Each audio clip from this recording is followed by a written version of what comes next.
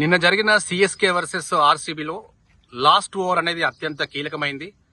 Last ఓవర్లో 17 runs కొట్టాలి. 17 runs కనుక కొట్టగలిగితే సిఎస్కే ప్లే ఆఫ్కి వెళ్ళేది, సిఎస్కే గెలిచేది. ఆ ఫస్ట్ బాల్లో ధోని 6 కొట్టాడు.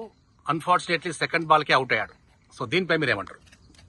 అప్పుడు ఫస్ట్ బాల్ 6 కొట్టిండు. అందరు సిఎస్కే ఫ్యాన్లు హ్యాపీ ఉన్నారు, ఇంకో 6 కొడతారు అనుకున్నారు. కానీ అప్పుడే బౌలర్ స్లో బాల్ వేసిండు, డైరెక్ట్ అవుట్ అయిండు. అప్పుడు అందరు సిఎస్కే ఫ్యాన్స్ చాలా సాడ్గా ఉండే. ఆర్సీబీ ఫ్యాన్స్ అందరూ హ్యాపీ ఉండే, వాళ్ళు గెలుస్తా అనుకున్నారు. అప్పుడు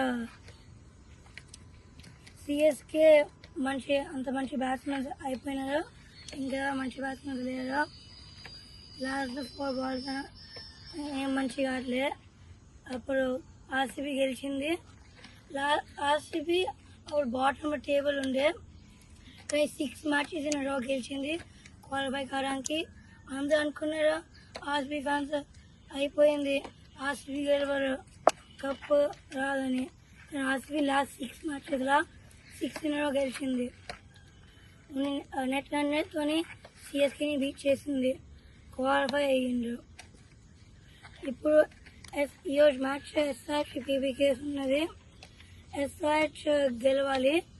ఎస్ఆర్హెచ్ కింద ఓడిపోతే మోస్ట్ లైక్ ఛాన్స్ ఎలిమినేటర్లా ఆర్సీబీ వర్సెస్ ఎస్ఆర్హెచ్ ఉంటుంది. అప్పుడు ఎవరు గెలిస్తే